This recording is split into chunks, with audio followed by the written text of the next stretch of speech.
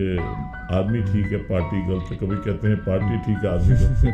जम्मू कश्मीर मेरा है, हम जम्मू कश्मीर को मजबूत करें, हम जम्मू को मजबूत करें। जम्मू कश्मीर में जम्मू मजबूत होना चाहिए, कश्मीर मजबूत होना चाहिए, रजौरी मजबूत होना चाहिए, पुंछ मजबूत होना चाहिए, डोडा मजबूत होना चाहिए, सांबा मजबूत होना चाहिए, कठुआ मजबूत होना चाहिए, उधमपुर मजबूत होना चाहिए, रियासी मजबूत होना चाहिए। हमने कंस्ट्रक्टिव पॉलिटिक्स की, हमने कभी डिस्ट्रक्टिव पॉलिटिक्स की। और अगर वो मेरे जैसे वजन वाला होता तो समझते हैं बड़ा बदमाश करके ये राम राम राम जैसे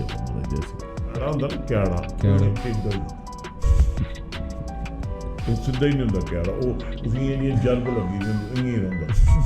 लेकिन पॉलिटिक्स में ऐसा क्यों नहीं है सर? यही करना चाहिए।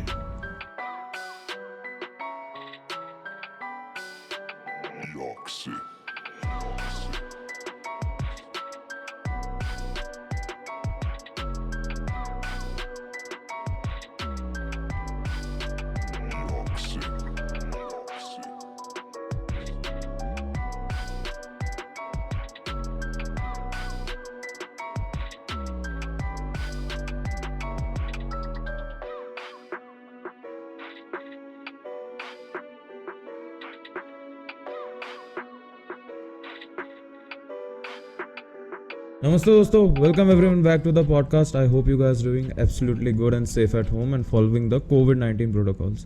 तो आज बहुत टाइम बाद फिजिकल इंटरेक्शन का मौका मिला है।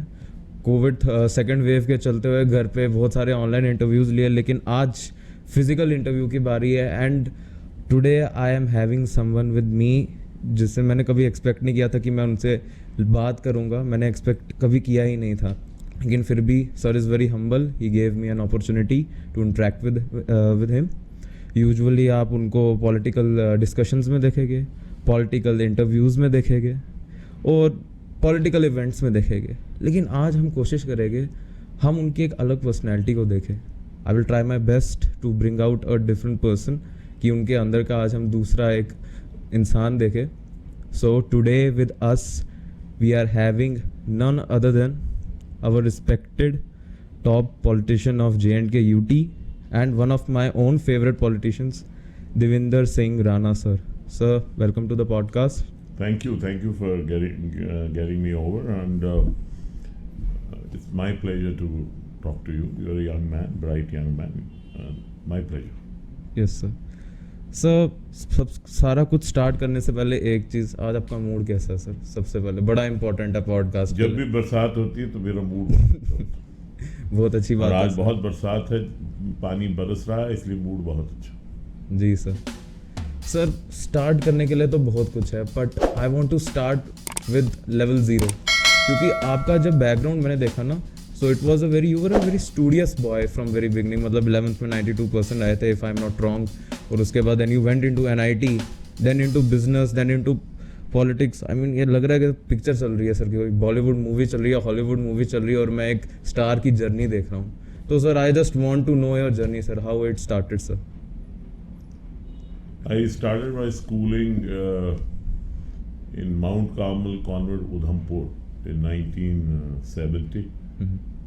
And Mount Carmel Convent जो आजकल उसको आर्मी पब्लिक स्कूल कहते हैं, तो वहाँ से मैंने पढ़ाई शुरू की, क्योंकि मेरे वालिद मोहतरम उस वक्त वहाँ पे पोस्टेड थे। और 11th में मेरे 92% नहीं थे, मेरे 83% थे, लेकिन जम्मू कश्मीर में मेरी तीसरी पोजीशन थी। उस ज़माने में 90s नहीं लोग लेते थे, 80s में पोजीशन आती थी। और 11th में मेरे 83% मार्क्स थे, और मेरी लेकिन जम्मू कश्मीर में मेरी तीसरी पोजीशन थी। 90 वाला होता ही नहीं था उस ज़माने में, ये 90s का कॉन्सेप्ट बहुत लेट आया। 70, 75 होता था, तो उस वक्त 83% से मेरी पोजीशन आई थी। मैं NIT कुरुक्षेत्र से मैंने इंजीनियरिंग की, और बस उसके बाद सिलसिला चलता रहा। बिजनेस किया। सर इलेबोरेट करेंगे थोड़ा, बिजनेस का कैसे स्टार्ट हुआ? NIT एक थोड़ा सा एजुकेशनल बैकग्राउंड था, यूजुअली लोग कॉर्पोरेट वर्ल्ड में घुसते, आप बिजनेस में कैसे? उसके बाद मैं पॉल हैरिस एक्सचेंज स्कॉलर बन के यूएस गया और यूएसए से आया। 87 में मैंने एक नया कॉन्सेप्ट था जम्मू कश्मीर में नहीं हिंदुस्तान में मारुति ऑथराइज सर्विस स्टेशंस का। तो मिस्टर आरसी भार्गव जो उस वक्त चेयरमैन थे मारुति के, आज भी हैं, उनका एक कॉन्सेप्ट था कि कुछ प्रोफेशनल्स को लिया जाए। तो 20 पूरे हिंदुस्तान में मारुति ऑथराइज सर्विस स्टेशंस बने। उनमें से एक मुझे मिला और वहाँ से जर्नी शुरू हुई। और पंडित गिरधारी लाल डोगरा जी मुझे मिलने आए जब शुरू हुआ तो डीसी रोड में। तो उन्होंने मुझे कहा कि आप एक डांगरी पहन लीजिए। डांगरी क्या सर, मुझे पता नहीं है। डांगरी होती है वो ओवरऑल। तो मैंने उनसे कहा कि मैं डांगरी क्यों पहनूं, मेरे पास यहाँ जनरल मैनेजर हैं, यहाँ मैनेजर्स हैं, यहाँ टेक्नीशियंस हैं और बड़ा ट्रेंड स्टाफ है। तो और साथ में मैं सिविल इंजीनियर हूँ। तो उन्होंने कहा कि आप डांगरी एक बनवा लीजिए। और उस ज़माने में काफ़ी पतला था मैं, तो इसलिए डांगरी लगती भी अच्छी थी। तो उन्होंने कहा कि डांगरी बनवा लीजिए। तो मैंने वो उनका कोई सियासी तजुर्बा होगा, उनका तजर्बेकार बहुत तजर्बा था, तो मैंने डांगरी बनवा ली। तो मैंने उनसे पूछा कि ये डांगरी आप क्यों कहते हैं कि डांगरी, क्योंकि वो बुजुर्ग थे और मेरे पे उनका बड़ा मेरे चूँकि फादर के साथ उनका था एसोसिएशन, तो मेरे पे भी शफकत का हाथ था। तो उन्होंने कहा कि तुम डांगरी बनवा लो। तो मैंने कहा डांगरी, तो वो कहने लगे कि 2 उसके फ़ायदे होंगे। एक तो तुम काम को जान जाओगे और इसकी रूह को समझ लोगे। दूसरा, अपने हाथ से काम करोगे तो एक मिसाल बनाओगे। और तीसरा उन्होंने कहा कि छोटा शहर है, लोग देखने आएंगे कि फलां का लड़का जो है इंजीनियरिंग करके आया है और ख़ुद अपने हाथ से काम करता है, तो ये एक इंस्पिरेशन बनेगी बाकी लोगों के लिए। तो मैंने डांगरी पहन के काम करना शुरू कर दिया। उस वक्त मेरी उम्र कोई करीबन 21 साल की थी और बस वहाँ चलता गया। वो बहुत अच्छी परफॉर्मेंस रही। जापानीज़ ने बड़ा प्रमोट किया। फिर जापानीज़ जो हमारे सुजुकी मोटर कॉरपोरेशन के चेयरमैन हैं मिस्टर ओ सुजुकी, वो डांगरी बड़ी मशहूर हुई क्योंकि क्वालिटी ऑफ सर्विस बड़ी हाई थी हमारी और उसका पूरा भारतवर्ष में चर्चा बनी। और ये सर्विस स्टेशन जो जम्मू का था, ये जम्मू हिंदुस्तान में मशहूर हुआ। इस पे फिल्म्स बनी जो मारुति में दिखाई जाने लगी। तो फिर मुझे डीलर बना दिया क्योंकि जापान वो उनका एक्सपेरिमेंट था कि ये जो लोग अच्छे हैं। पठानकोट में डीलर बना, फिर कांगड़ा में डीलर बना, हिमाचल में, फिर जम्मू कश्मीर में भी बना। तो इस तरह सिलसिला चलता गया, सिलसिला आगे बढ़ता गया। We are not live no, we are not live so you will edit it. I will edit it. तो वो सिलसिला आगे बढ़ता गया और काफ़ी मेहनत करके चलते रहे। और 2002 में जब 83 तो नहीं, ये अब light I. You want it to be all on generator? We can put it on generator for a while. Your wish, sir. Wow. So that there is no. भाई, हेलो, उनको कहो जनरेटर ऑन करो और जितनी देर ये interview चलेगा चाहे light आ भी जाए जनरेटर पे रखो, करो जनरेटर ऑन, बिकॉज वो ये लाइट जा रही आ रही है। और ये सिलसिला चलता रहा और फिर काफ़ी मेहनत करके मारुति में और उनके आशीर्वाद से जो सुजुकी मोटर कॉरपोरेशन और मारुति सुजुकी इंडिया लिमिटेड के आशीर्वाद से आज पिछले 15-20 साल से तकरीबन हिंदुस्तान के टॉप परफॉर्मिंग मारुति डीलर्स में शमूलियत हुई और पिछले 20 साल से तकरीबन हमने वो पोजीशन अपनी बना के रखी। और 2007 में मैं पहली बार लेजिस्लेटर बना और उसके बाद 3 बार लेजिस्लेटर बना। सर पॉलिटिक्स में कैसे आपकी इन्वॉल्वमेंट हुई, कैसे घुसे पॉलिटिक्स में सर आप? मैं एक्चुअली सियासत में कीड़ा थोड़ा सा हमें सियासी जो था वो शुरू से ही था। स्कूल इलेक्शंस में मैं हेड बॉय बना, तो वहाँ पे भी इलेक्शन लड़ी। पहले स्कूल में हाउस परफेक्ट बना, तो सियासी कीड़ा था। जब यहाँ कारोबार शुरू किया तो उस वक्त यहाँ मोस्टली गवर्नर्स रूल रहा उस ज़माने में। और उस ज़माने में एक इनिशिएटिव लिया जिसका नाम जम्मू कंज्यूमर्स काउंसिल था। तो उस वक्त वेद वसीम साहब थे, वो एडिटर इन चीफ थे कश्मीर टाइम्स के। उनसे मैं मिला और उसके बाद काफ़ी मोज़ीन MM खजूरिया साहब, जनरल जगदीश जमवाल, लेट द्वारकानाथ गुप्ता साहब, सरदार तेजा सिंह जी, सादिक भट्ट साहब रिटायर्ड जज, और काफ़ी मोज़ीन जो थे उनका एक ग्रुप बना जिसे जम्मू कंज्यूमर्स काउंसिल कहा। और उस वक्त एक वैक्यूम होता है, गवर्नर्स रूल में ये होता है कि पॉलिटिकल रिप्रेजेंटेटिव नहीं होते हैं। तो काफ़ी अरसा वो जम्मू कंज्यूमर काउंसिल ने एक सिटीजनरी और उसके बीच में ब्रिज किया। और मैं मेरे ख्याल 22 साल की उम्र में उसका सेक्रेटरी जनरल था। और उस ग्रुप की एवरेज एज मेरे ख्याल 65 थी, बिकॉज सारे बड़े सीनियर लोग थे उसमें। तो मेरी वजह से वो शायद 60-65 एवरेज एज बन गई, क्योंकि मेरी उम्र कोई 22 साल की थी। और इसीलिए शुरुआती दौर में ही एक्सपोजर बहुत ज़्यादा मिला और सीखने को भी बहुत मिला। और फिर चलता रहा। फिर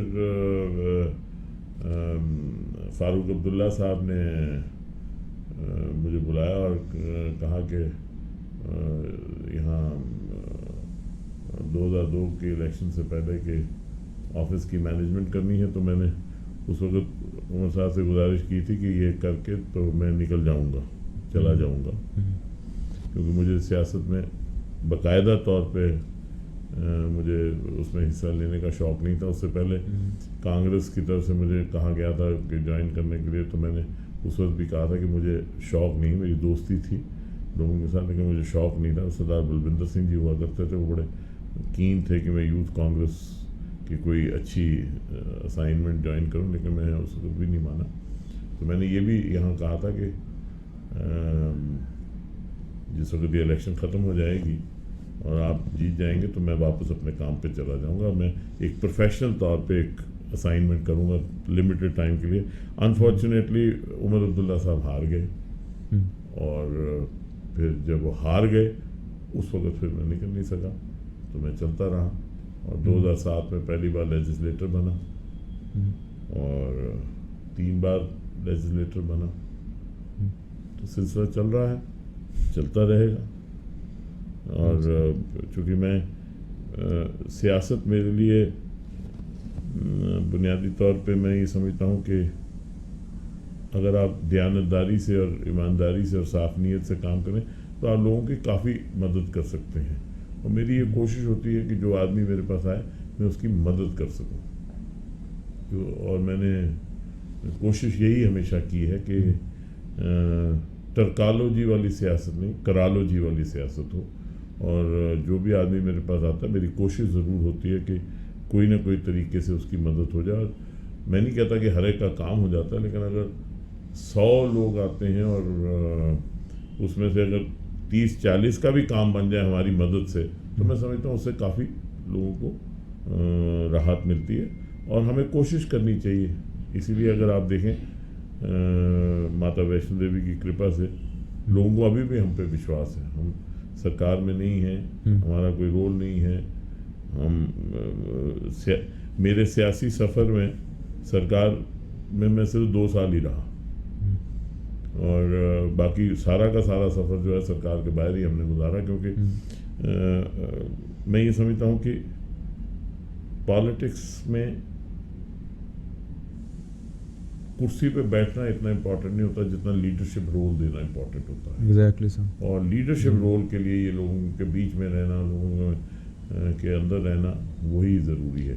लोगों से मिलिए, लोगों को तकलीफ़ें हैं, लोगों की मदद करने की कोशिश करिए, उनकी बात सुनिए, उससे बड़ा फ़र्क पड़ता है। और लोगों के बीच में रहना चाहिए, लोगों के जज्बात को समझना चाहिए, लोगों की बात को समझना चाहिए, लोगों के एहसासात को समझना चाहिए और लोगों के साथ एक पारिवारिक संबंध बनना चाहिए बजाय इसके कि एक ट्रांजैक्शनल संबंध बने। और लोग बहुत प्यार देते हैं, मैंने अपने सियासी उसमें देखा, लोग बहुत प्यार देते हैं। कई बार जम्मू में कह देते हैं कि आदमी ठीक है पार्टी गलत है, कभी कहते हैं पार्टी ठीक है आदमी गलत है। तो मतलब ये कोई नहीं कहता कि कोई ये नहीं कह सकता कि इसने मेरे साथ बदतमीज़ी की या मैं गया। और हमने कभी इम्तियाज़ नहीं किया। मेरे पास अगर कोई बीजेपी का आया, कांग्रेस का आया, एनसी का आया, किसी भी पार्टी का आया, हमने उसकी मदद करने की कोशिश की। मैं नगरोटा का विधायक रहा 3 साल में, मेरा रिकॉर्ड है। अगर कोई बीजेपी वाला भी आया तो मैंने उसका भी काम किया और खुले तरीके से किया, ये नहीं कि छुप के किया, ऐलानिया किया। क्योंकि मैं ये समझता हूँ कोई आदमी जो आपके पास आया, जब आप एमएलए बन गए, आप सभी के हैं, एक वर्ग विशेष के नहीं हैं, आप एक ज़ात विशेष के नहीं हैं, आप एक जमात विशेष के नहीं हैं, आप सभी के हैं। और मैं हमेशा ये कहता हूँ कि काम कराने का ये होता है तरीका कि आप पीछे लग रही। मैं कहता हूँ कि भाई मेरे दरवाजे खुले हैं, आप आइए, बार बार आइए, क्योंकि जब तक फॉलो अप ना हो तो काम होता नहीं। फॉलो अप जितना आप करेंगे, मैं आपके साथ चलने को तैयार हूँ, मैं आपके लिए फॉलो अप करने को तैयार हूँ, आप मेरे पीछे लग रही। और ये हर इलेक्शन से पहले मैं कहता हूँ भैया कान पकड़ना मेरे, अगर मैं ना पकड़ा सकूँ तो पकड़ते रहो, लगे रहो। मैं एक बैल है जो कहता है कि मैं तैयार हूँ भाई, आप सिर्फ जोतने वाले बनिए, मैं चलने को तैयार हूँ। तो लोगों के काम होते हैं, करने चाहिए, लोग काम करने चाहिए। और ज़रूरत है इस वक्त ख़ास तौर पे जम्मू संभाग में कि हम सब लोग मिलकर जम्मू को संवारें। और इस वक्त जम्मू भी एक बड़े सियासी दोराह पे खड़ा है। और जम्मू में हम लोगों को ज़ात, बरादरी, मज़हब, अपनी जमात से भी ऊपर उठ के, मैं समझता हूँ कि पार्टी लाइन से ऊपर उठ के हमें बात करनी चाहिए और जम्मू की बात करनी चाहिए। मैंने जम्मू डिक्लेरेशन का आह्वान दिया, उसका मेन यही है कि हम सब लोग जो जम्मू के पॉलिटिकल लोग हैं, हमें अपने अपनी पार्टी लाइन से ऊपर उठ के अपनी अपनी आइडियोलॉजीज़ को कुछ देर के लिए सामने रख के एक ही आइडियोलॉजी कि जम्मू के जो लोग हैं उनकी बेहतरी और जम्मू के जो लोग हैं उनकी खुशहाली के लिए काम करना चाहिए। मैं वो नहीं हूँ जो कहे कि जम्मू को अलग स्टेट बनाए। क्यों? जम्मू कश्मीर मेरा है। ये राज्य जो है इसका गठन किसने किया? महाराजा गुलाब सिंह जी का जब 1846 में राज तिलक हुआ और राज तिलक ये जो होने के बाद जनरल जोरावर सिंह तिब्बत तक गए और उन्होंने जम्मू कश्मीर की हद तिब्बत तक लगाई। इधर ब्रिगेडियर गंसार सिंह जी हैं, वो गिलगित में 6 महीने गवर्नर थे, 6 महीने वो वहाँ अरेस्टेड रहे लेकिन कॉम्प्रोमाइज़ नहीं किया। ब्रिगेडियर राजेंद्र सिंह ने यहाँ कुर्बानियाँ दी, यहाँ लोगों ने कुर्बानियाँ दी, यहाँ लोग लड़े और उन्होंने लड़के, पंडित प्रेमनाथ डोगरा जी थे, वो लोग थे, वो इन लोगों ने लड़के जम्मू कश्मीर को बनाने में एक योगदान दिया। और आज हम ये कहें कि नहीं जी हम जम्मू को तोड़ दें, क्यों? अपने घर को क्यों तोड़ें? हम जम्मू कश्मीर को मजबूत करें, हम जम्मू को मजबूत करें। जम्मू कश्मीर में जम्मू मजबूत होना चाहिए, कश्मीर मजबूत होना चाहिए, रजौरी मजबूत होना चाहिए, पुंछ मजबूत होना चाहिए, डोडा मजबूत होना चाहिए, सांबा मजबूत होना चाहिए, कठुआ मजबूत होना चाहिए, उधमपुर मजबूत होना चाहिए, रियासी मजबूत होना चाहिए। जम्मू को मजबूत करें। हम अपनी छोटी सोच क्यों करें? हम क्यों कहें कि तोड़ो? आपका मकान, आप कह रहे हो कि नहीं मैं मकान को सिकुड़ना चाहता हूँ, तब मैं एम्पावर होऊंगा, नहीं। मैं अपने घर में पूरे उस घर को आबाद करूं और अपने आप को एम्पावर करूं, वो ऑब्जेक्टिव होना चाहिए। और जम्मू जो है वो जम्मू में टैलेंट की कमी नहीं है, जम्मू में कोई किसी चीज़ की कमी नहीं है। और प्लूरलिस्टिक सोसाइटी, यहाँ हिंदू मुस्लिम सिख इत्तेहाद है, आपस में लोग भाईचारे के साथ रह रहे हैं। अगर जम्मू कश्मीर में देखें तो सही माने में आज जम्मू कश्मीर जो है वो जम्मू बन गया है। यहाँ पे हिंदू है, मुसलमान है, सिख है, ईसाई है, जैन है, बौद्ध है। और कश्मीर में आज किसी को पसंद आया या नहीं आया, एक वर्ग की सोसाइटी है। लद्दाख में, लेह में चले जाइए, एक वर्ग की सोसाइटी है। करगिल में एक वर्ग की सोसाइटी। यहाँ तो प्लूरलिस्टिक हमारा इथॉस है और ये हमारी खूबसूरती है। जम्मू भी मेरा है, कश्मीर भी मेरा है, लद्दाख भी मेरा है। हम इस जम्मू कश्मीर को खूबसूरत बनाएं, जम्मू कश्मीर की खूबसूरती बनाएं और जम्मू को मजबूत करें। इसलिए हमने कहा कि जम्मू को उसका हक मिलना चाहिए और बार बार कहा।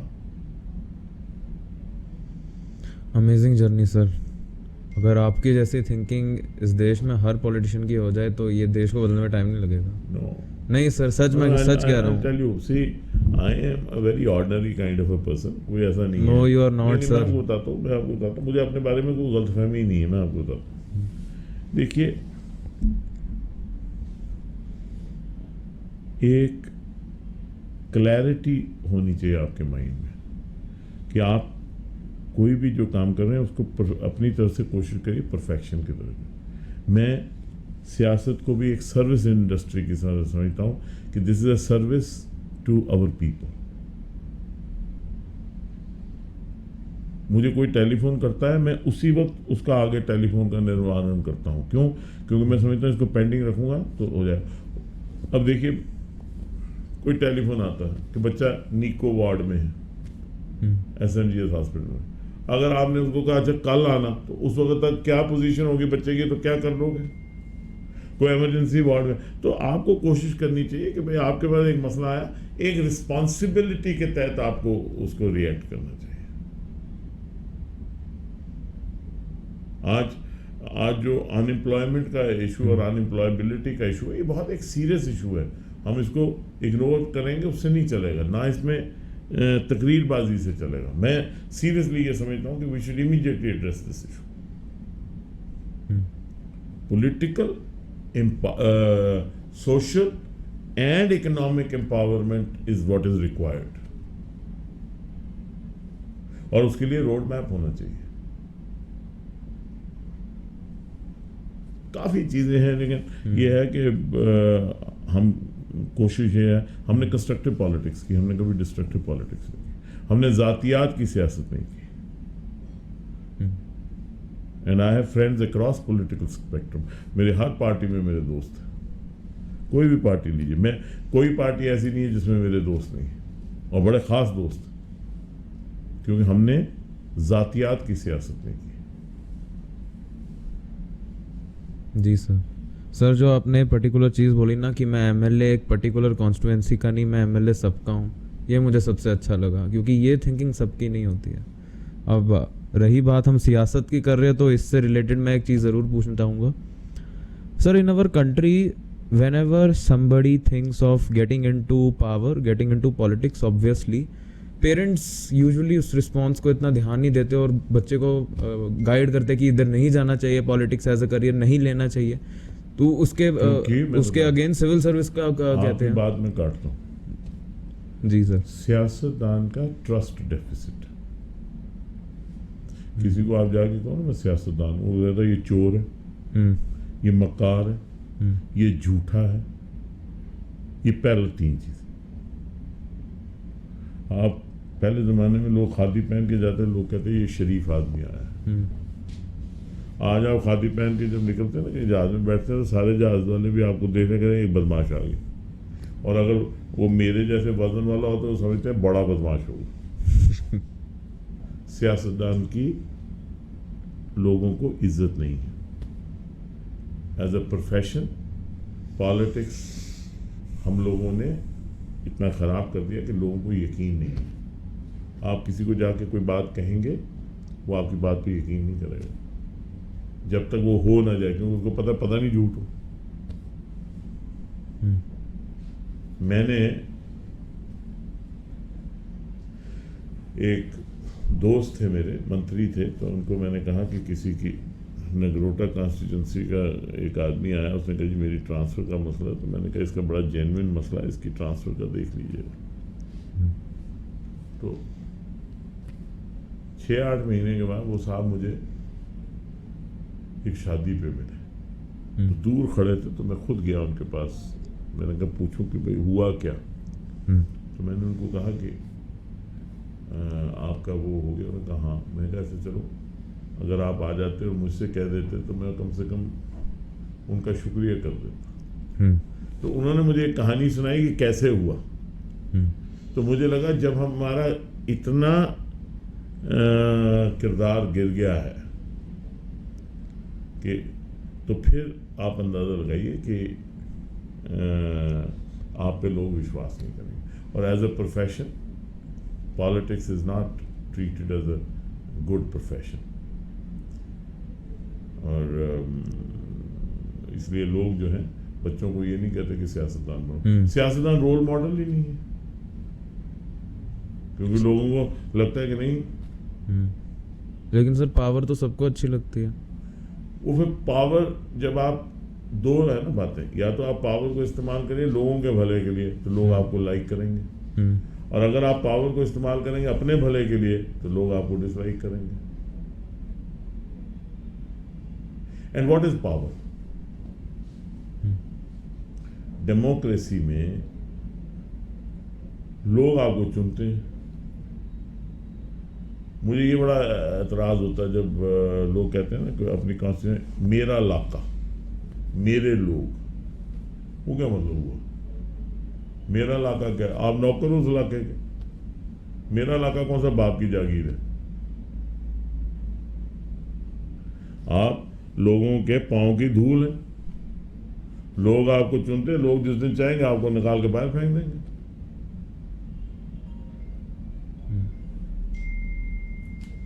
लोगों की सेवा करोगे, लोग अगर पसंद करेंगे तो रखेंगे, नहीं रखेंगे तो निकाल देंगे।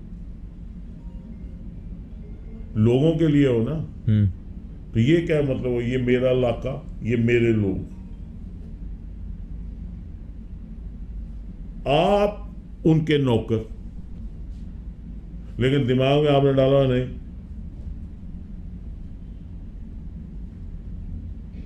जिस वक्त वो आदमी एमएलए बनने से पहले ऐसे ऐसे चलता है। मारे मारे मारे पैर पे मारे, ये मारे, नमस्कार मारे, मारे मारे, राम राम राम राम राम राम, जय श्री राम, मारे जय श्री राम। जब बनता है तो शीशे चढ़ जाते हैं गाड़ियों के, काले हो जाते हैं। और डोगरी, पता नहीं डोगरी आपको समझ आती है? जी सर। क्याड़ा होता ना, क्याड़ा टिड्डा हो जाता,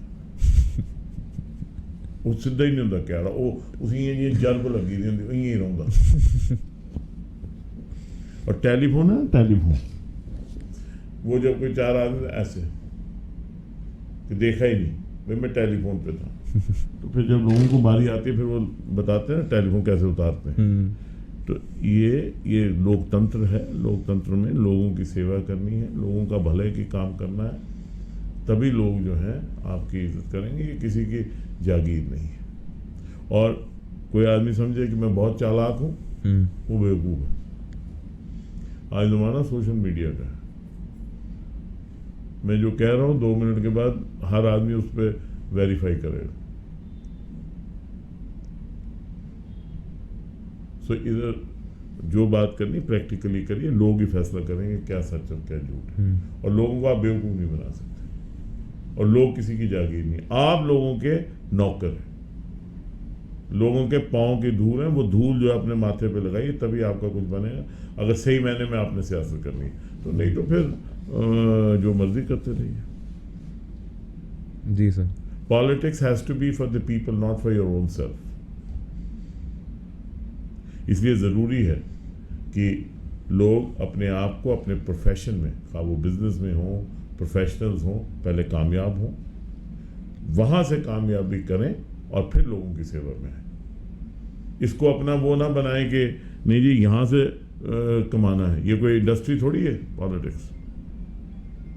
आप एक आदमी को फ़ख्र होना चाहिए अगर वो बिजनेस करता है और फिर पॉलिटिक्स में आता है, लोगों के लिए करता है, उसको फ़ख्र होना चाहिए। एक अच्छा वकील है, वो वकालत अच्छी करता है, पॉलिटिक्स में आता है, उसको फ़ख्र होना चाहिए। एक डॉक्टर अच्छा है, वो अच्छा डॉक्टर है, उसने अकम्पलिशमेंट की, वो अच्छा है। आज आईटी के मिनिस्टर जो बने हैं, यूनियन मिनिस्टर, एक आईएएस अफसर थे, कॉर्पोरेट वर्ल्ड में उन्होंने नाम कमाया, आज आए, तो अच्छी बात है। अच्छे लोग आने चाहिए, प्रोफेशनल्स आने चाहिए।